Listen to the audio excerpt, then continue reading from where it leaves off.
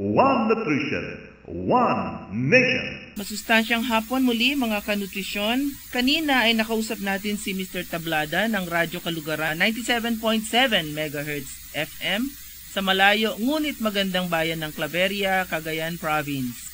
Dumako naman tayo sa Visayas dito sa Zamboanguita, Negros Oriental at kumustahin po natin ang Radyo Kaigsoonan 98.5 MHz FM. At ang makakasama natin ay hindi si Station Manager Mr. Reynaldo Banwa, kundi ang ating DJ Mitch, DJ and reporter Maria Gorete Heraldo. Hello, DJ Mitch, at masustansyang hapon sa Radyo Kaigsunan. Yeah, good morning po, Asa Flores. Oo, masustansyang hapon. Yes po, at sa lahat ng Oo. At kumusta dyan sa lahat ng bumubuo ng Radyo Kaigsoonan? So far, so good naman po, Asa Flores. Lahat ng staff po nagtutulungan, lahat ng yung management po from the local government unit, headed by Mayor Secretary Adanza, at station manager po namin, sa lahat ng staff po sa RKF nagtutulungan po para mataguyod at maging successful yung ating community radio station. Okay, thank you for that, DJ Mitch. Should I call you Mitch na lang? Yes po. Oo. Okay, as you said, si Mayor Kit Mark Adanza ay isa ding napakahusay at napaka-supportive dito sa ating programang Nutri-Eskwela Radio Community. Hanggang saan ba yung reach o hanggang saan kayo naririnig ang ating broadcast ng Radyo Kaigsoonan? Anong mga munisipyo ang nararating natin? Okay, so as estimated po, yung nararating po ng Radyo Kaigsunan is 30 kilometers. So, bali po, dito sa lugar namin hanggang sa yung dun po sa mga kalapit na mga towns namin, yung Gawin po, that's mga 20-something kilometers from Oo, here. sabihin mo nga, DJ Mitch, kung ano yung mga towns na yon. Yes po, yung Gawin po na town, na municipality, naaabot din po namin ng broadcast ng Radyo Kaigsunan. Pati po yung part ng town na Shaton, that's next from Zamboanguita, if you're from the, if you're from the city, Dumaguete City. So, okay. Yes po.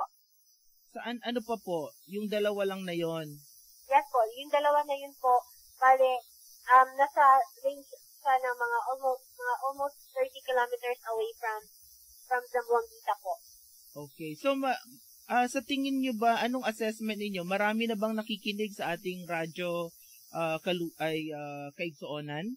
Yes po, madami na po tayong naririnig na na report na buong Zamboanguita po nakikinig na ng Radyo Kaigsunan, especially yung mga nasa far-flung barangays po.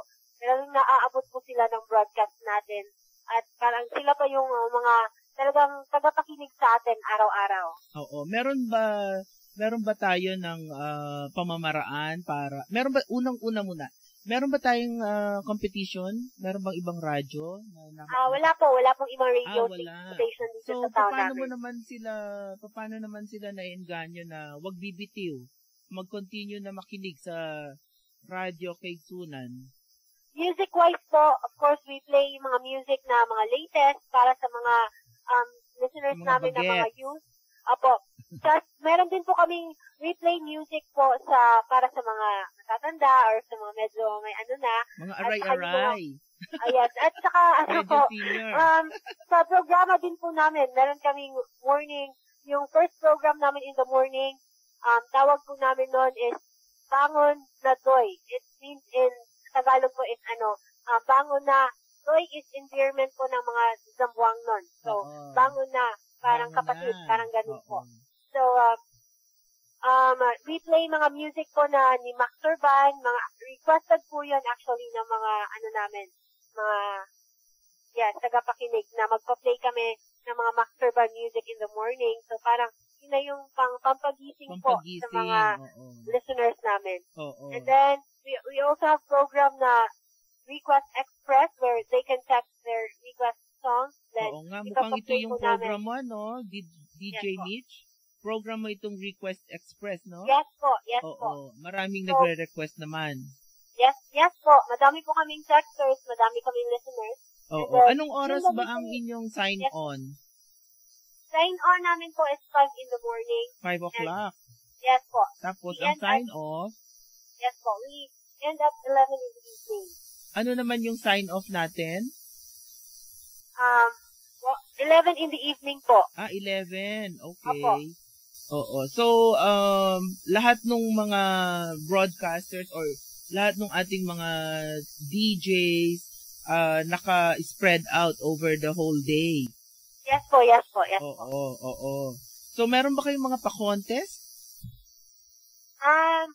Wala pa po pa. kaming na gano'n, no, sa activity. Hindi pa po namin na-try yung pa-contest. Pero, ang staff po is thinking na po of gano'n nga po. Pero, iniisip pa lang namin kung isang magandang occasion siya ilagay or dapat namin na magpapa-contest kami. Oo, So, dun sa inyong namin programming what na... kind of events na dapat magpapaganon kami. Ay, sorry. Dun sa inyong programming na 5 a.m. hanggang 11 p.m. ng gabi, anong focus niya naman sa nutrition? Anong programa naman ang may focus sa nutrition? Yung Wednesdays po natin, as a Flores, meron po kaming nutrition hour. Okay. So, ang head po ng ating rural health unit, si Dr. Adelia Futalan, nagpapadala po siya ng mga staff niya from RHU para umupo dito sa station natin and we'll talk about nutrition for an hour. So, yun po yung At saka we do soft-selling po. Every program namin, nagsa-soft-selling po kami tungkol sa nutrition. And besides, meron din po kaming yung pinapaplay po natin every 15 minutes yung yung nutrition messages natin na binigay po sa atin, binigay po sa mga community radio broadcasters nung andun tayo sa youth. Playback nyo rin. Apo. Okay, so meron bang special activity ang munisipyo ng Zamboanguita na tungkol sa nutrition na na-feature ng radyo?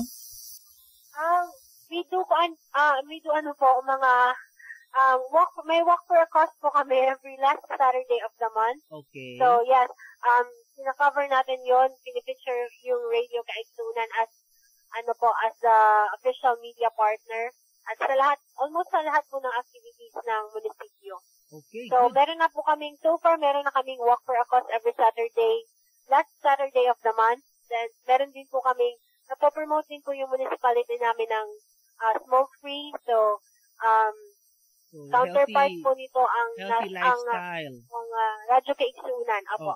Oo. Meron kayong Facebook account? Actually po, ipaprocess pa lang po namin yung Facebook account namin. Oo, siguro madaliin nyo kasi marami na rin ang gustong makinig sa inyo at saka malaman din kung anong mga aktibidades meron ang Zamboanguita. Yes, di ba? Oo. So madaliin nyo 'yon at mag-link na rin kayo sa Phil Community Radio.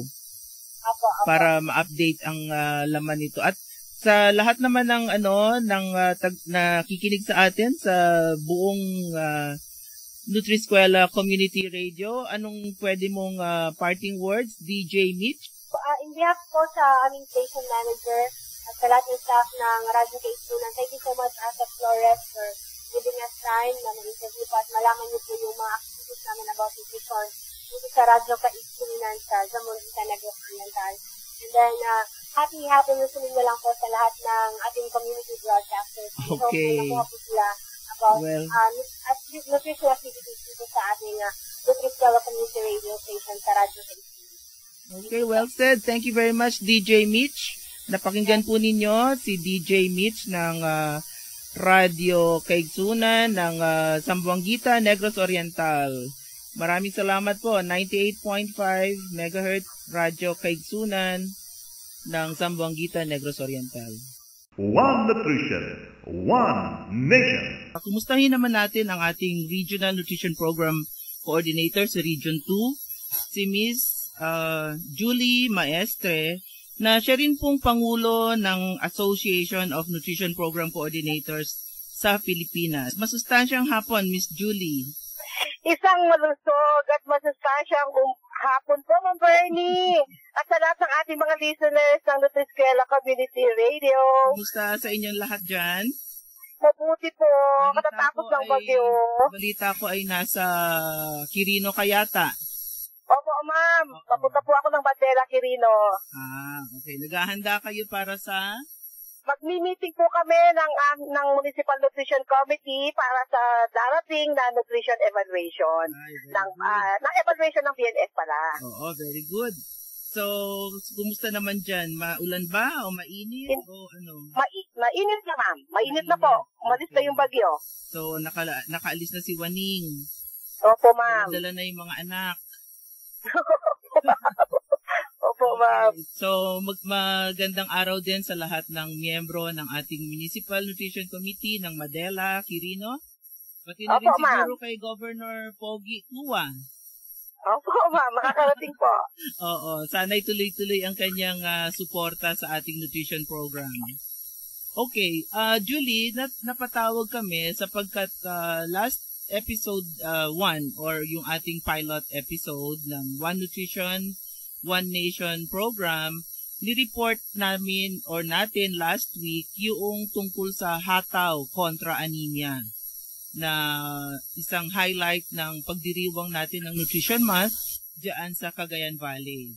Siguro, ikwento mo naman sa ating listeners kung ano itong hataw kontra anemia.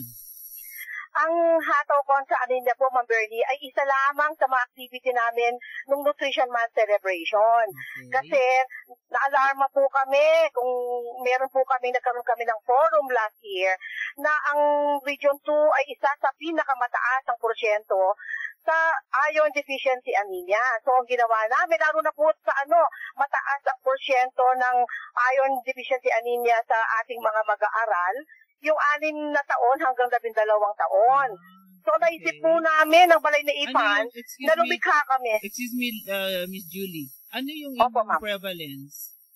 34% po, ma'am. 34%. Opo, ma'am. Sa national? 19.8. 19. Opo. 19. So, parang kalahati, mas mataas ng more than kalahati yung inyong prevalence. So, kaya kami na-alarma, ma'am. Sa inyong, sa forum na yon? Opo. Nagulat kayo lahat? Yung forum ng FNRI at saka ng NNC. Oo. Tapos, mula noon, ang ginawa namin, di ba, participant din po ang Balay ni Ipan doon. Okay. So, nakapag-isip kami, nasabi namin, lumikha tayo ng isang mensahe na makakarating sa ating mga populasyon. Ang unang naisip namin, Ma'am Bernie, gumawa kami ng isang jingle na aangkop para sa mga batang mag-aaral sa elementarya. May nabanggit ka na naman na baka iba o bago sa pandinig ng ating mga listener. Sabi mo yung Balay Tiifan. Baka hindi pa na-hit o nakabangga ng ating mga listener. Alam mo, ang ating mga listener ay buong Pilipinas, members ng ating Nutriskwela Community Radio, baka wala sila ng ganyan.